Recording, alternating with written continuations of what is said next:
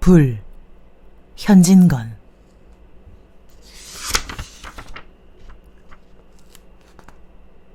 시집 온 지 한 달 남짓한 금년에 15살밖에 안 된 순이는 잠이 어릿어릿한 가운데도 숨길이 갑갑해짐을 느꼈다. 큰 바위로 내리 누르는 듯이 가슴이 답답하다.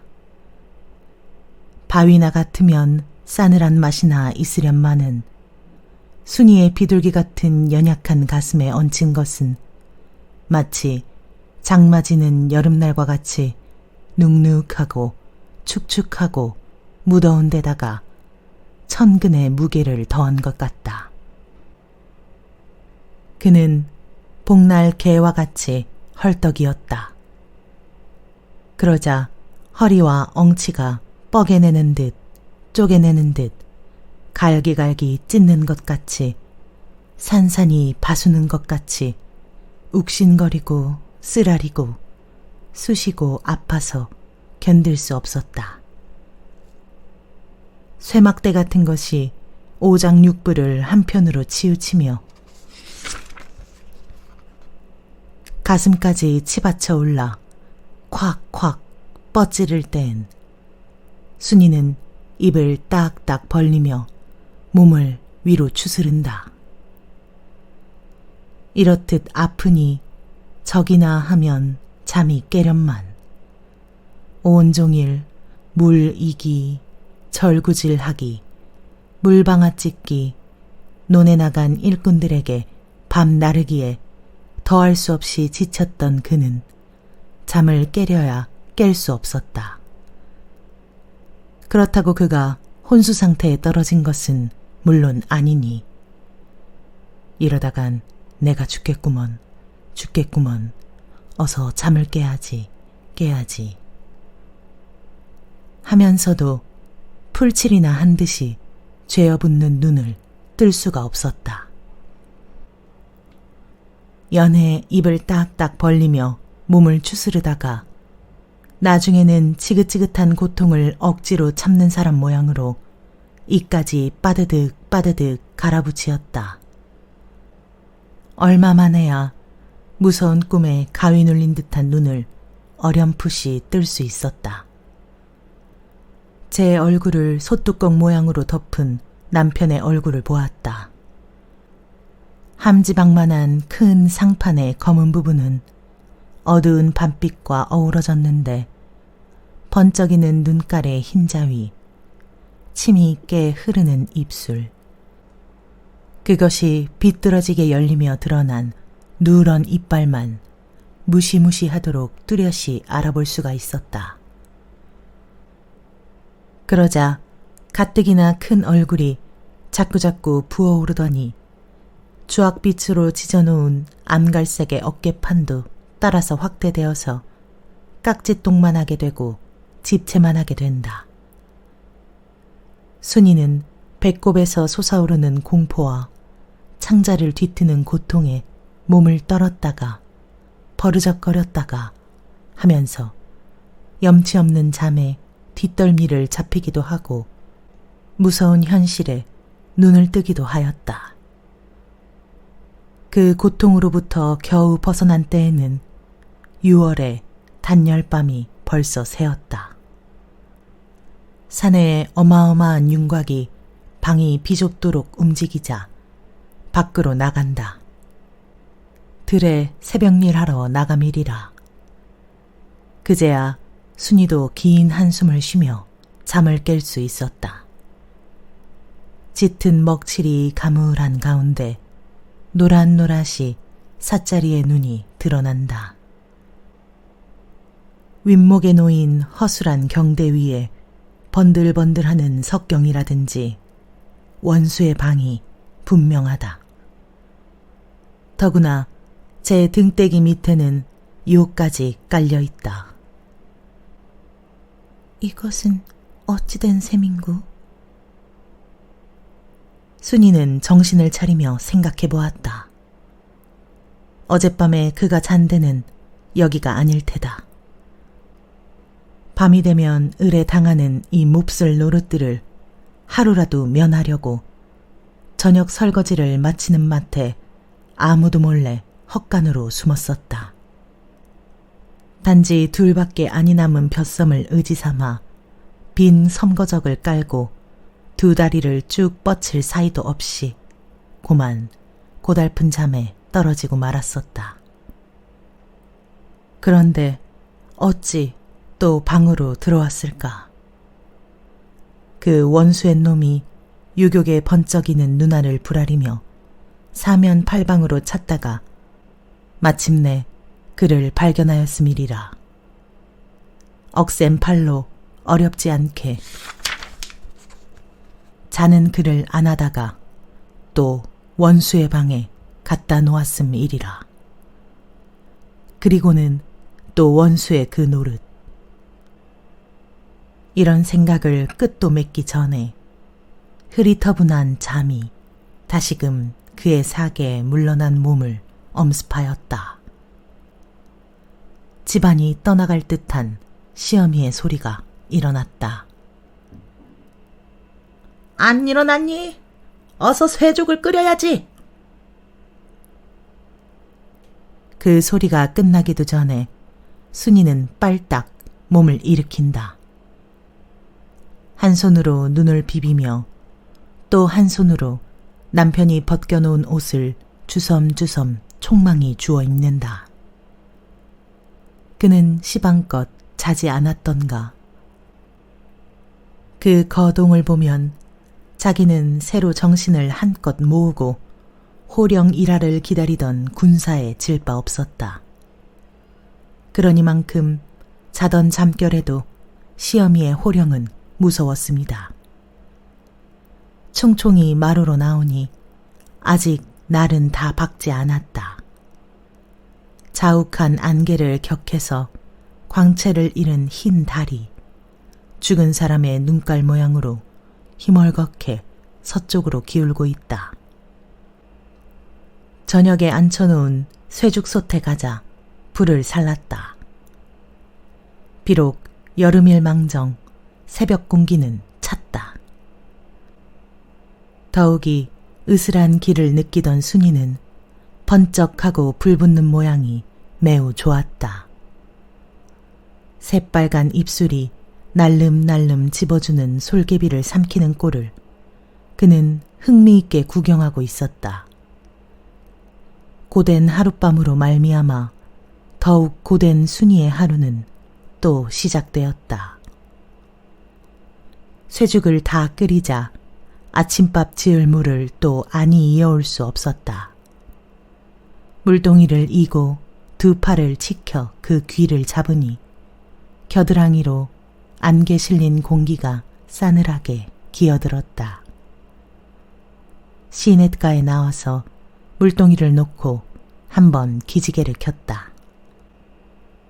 안개에 묻힌 올망졸망한 산과 등성이는 아직도 몽롱한 꿈길을 헤매는 듯 엊그제 농부를 기뻐 뛰게 한 큰 비의 덕택으로 논이란 논엔 물이 질번질번한데 흰 안개와 어우러지니 마치 수은이 엉킨 것 같고 벌써 옮겨놓은 모들은 파릇파릇하게 졸음 오는 눈을 비비고 있다. 이런 가운데 저 혼자 깨었다는 듯이 시내는 쫄쫄 소리를 치며 흘러간다. 과연 가까이 앉아서 들여다보니 새말간 그 얼굴은 잠 하나 없는 눈동자와 같다.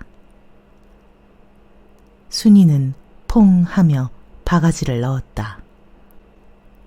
상처가 난 데를 메우려는 듯이 사방에서 모여든 물이 바가지 들어갔던 자리에 둥글게 에워싸며 한동안 야료를 치다가 그리 중상은 아니라고 안심한 것 같이 너르게 둘레를 그리며 물러나갔다. 순이는 자꾸 물을 퍼내었다. 한 동이를 여다 놓고 또 한 동이를 잃어왔을째 그가 벌써부터 잡으려고 애쓰던 송사리 몇 마리가 겁없이 동실동실 떠다니는 걸 보았다. yor랑yor랑하는 그 모양이 퍽 얄미웠다. 숨소리를 죽이고 가만히 두 손을 넣어서 움키려 하였건만 그놈들은 용하게 빠져 달아나곤 한다. 몇 번을 헛애만 쓴 순이는 그만 화가 더럭 나서 이번에는 돌멩이를 주워다가 함부로 물속에 고기를 때렸다. 제 얼굴에 옷에 물만 튀었지 그놈들은 도무지 맞지를 않았다. 짜증이 나서 울고 싶다. 돌질로 성공을 못한 줄 안 그는 다시금 손으로 움켜보았다. 그 중에 불행한 한 놈이 마침내 순이의 소나기에 들고 말았다. 손새로 물이 빠져가자 제 목숨도 잦아가는 것에 독살이 난 듯이 파득파득 하는 꼴이 순이에게는 재미있었다. 얼마 안 되어 가련한 물짐승이 죽은 듯이 지친 몸을 손바닥에 붙이고 있을째 잔인하게도 순이는 땅바닥에 태기를 쳤다. 아프다는 듯이 꼼지락하자 그만 작은 목숨은 사라졌지만 그래도 아니 죽었거니 하고 순이는 손가락으로 건드려 보았다. 그래서 일순 송장이 된 것을 깨닫자 생명 하나를 없앴다는 공포심이 그의 뒷덜미를 집었다. 그 자리에서 곧 송사리의 원혼이 날 듯 싶었다. 갈팡질팡 물을 깃고 돌아서는 그는 누가 뒤에서 머리카락을 잡아당기는 듯 하였다. 눈코를 못 뜨게 아침을 치르자마자 그는 또 보리를 찧어야 했다. 절구질을 하노라니 허리가 부러지는 것 같다. 무거운 절구에 끌려서 하마터면 대가리를 절구통 속에 찌을 뻔도 하였다. 팔이 떨어지는 것 같다. 그래도 그는 깽깽하며 끝까지 절구질을 아니할 수 없었다. 또 점심이다. 부랴부랴 밥을 다 지어서는 모심기 하는 일꾼, 거기는 자기 남편도 끼었다. 에게 밥을 날라야 한다. 국이며 밥을 잔뜩 담은 목판이 그의 정수리를 내리 누르니 모가지가 자라의 그것 같이 움츠려지는 것은 물론이려니와 키까지 졸아든 듯 하였다. 이래가지고 떼어놓기 어려운 발길을 옮기며 삽작 밖을 나섰다.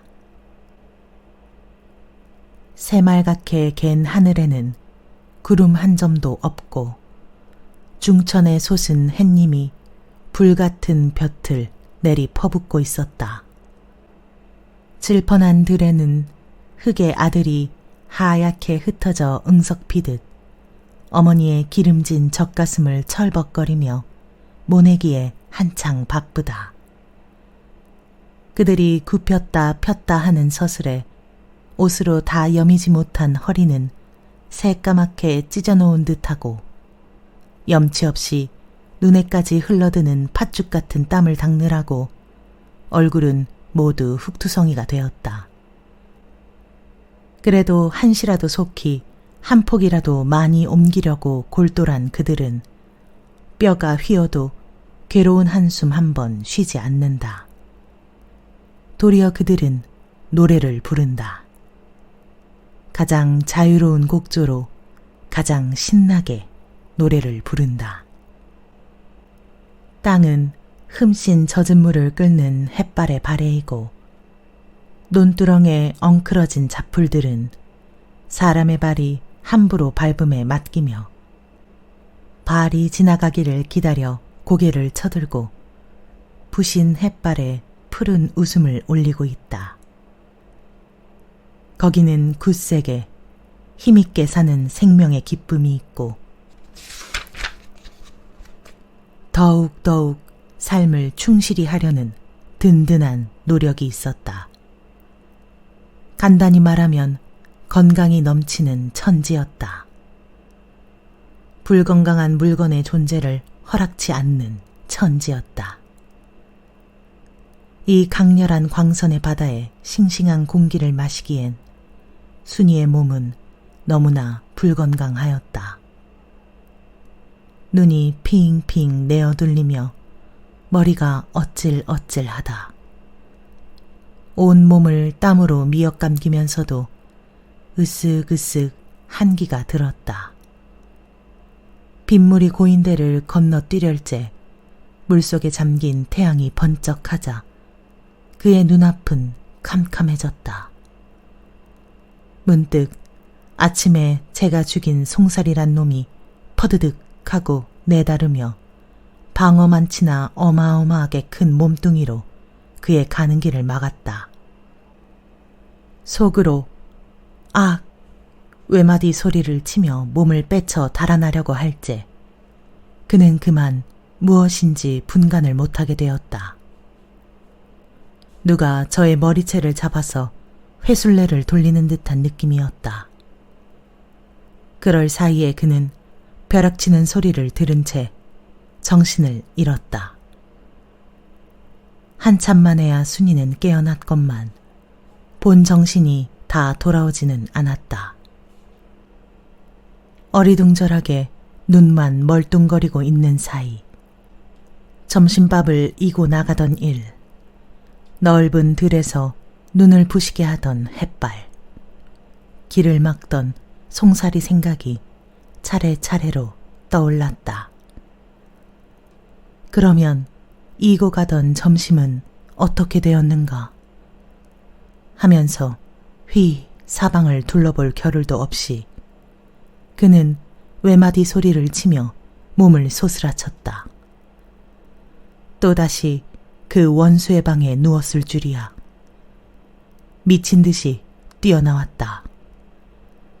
그의 눈은 마치 귀신에게 홀린 사람 모양으로 두려움과 무서움에 호둥그레졌다. 마당에 널어놓은 밀을 고밀개로 젓고 있는 시어미는 뛰어나오는 며느리에게 날카로운 시선을 던지었다. 국과 밥을 모두 못 먹게 만든 것은 그만두더라도 몇 개 안이 남은 그릇을 깨뜨린 것이 한없이 미웠으되 까무러치기까지 한 며느리를 일어나는 마트에 나무라기는 어려웠음이리라. 인제 정신을 차렸느냐?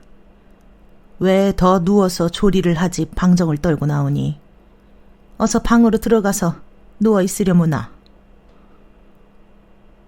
부드러운 목소리를 짓느라고 매우 애를 쓰는 모양이다. 그래도 순이는 비실비실하는 걸음걸이로 부득부득 마당으로 내려온다. 방에 들어가서 조리를 하래도 그래. 이번에는 언성이 조금 높아진다. 싫어요. 싫어요. 괜찮아요. 순이는 방에 다시 들어가기가 죽기보다 싫었다. 또 고분고분 말을 아니 듣고 억지를 부리는군. 하다가 속에서 치받치는 미움을 걷잡지 못하겠다는 듯이 고밀개 자루를 거꾸로 들 사이도 없이 시어미는 며느리에게로 달려들었다. 요 방정 맞은 년 같으니 어쩌자고 그릇을 다 부시고 아실랑 나오는 건 뭐냐? 요 얌치 없는 년 같으니 저번 장에 산 사발을 2개나 산산조각을 만들고 하고 푸념을 섞어가며 고밀개 자루로 머리, 등, 다리 할 것 없이 함부로 두들기기 시작한다. 순이는 맞아도 아픈 줄을 몰랐다. 으스러지는 듯이 찌뿌두두한 몸에 괴상한 쾌감을 일으켰다. 요런 악지 센 년 좀 보아. 어쩌면 맞아도 울지 않고 요렇게 있담. 하고 또 한참 매질을 하다가 스스로 지친 듯이 고밀개를 집어던지며 요년, 보기 싫다. 어서 부엌에 가서 저녁이나 지어라. 순이는 또 시키는 대로 부엌에 들어가서 밥을 안 쳤다. 그럭저럭 하루 해는 저물어 간다. 으슥한 부엌은 벌써 저녁이나 된 듯이 어둑어둑해졌다. 무서운 밤, 지겨운 밤이 다시금 그를 향하여 시커먼 아가리를 벌리려 한다. 해질 때마다 느끼는 공포심이 또다시 그를 엄습하였다. 번번이 해도 번번이 실패하는 밤 피할 궁리로 하여 그의 좁은 가슴은 쥐어뜯기었다. 그럴 사이에 그 궁리는 나서지 않고 제 신세가 어떻게 불쌍하고 가엾은지 몰랐다. 수백 리 밖에 부모를 두고 시집을 온 일, 온 뒤로 밤마다 날마다 당하는 지긋지긋한 고생. 더구나 오늘 시어미한테 두들겨 맞은 일이 한없이 서럽고 슬퍼서 솟아오르는 눈물을 걷잡을 수 없었다. 주먹으로 씻다가 팔까지 젖었건만 눈물은 그치지 않았다. 그때였다. 누가 뒤에서 그의 어깨를 흔들었다. 순이는 무심코 돌아보자마자 간이 오그라붙는 듯 하였다. 그의 남편이 몸을 굽혀서 어깨 너머로 그를 들여다보고 있지 않은가. 그 볕에 그을린 험상궂은 얼굴엔 어울리지 않게 보드라운 표정과 불쌍해하는 빛이 역력히 흘렀다. 그러나 솔개에 치인 병아리 모양으로 숨 한 번 옳게 쉬지 못하는 순이는 그런 기색을 알아볼 여유도 없었다. 왜 울어? 울지 마라. 울지 마라.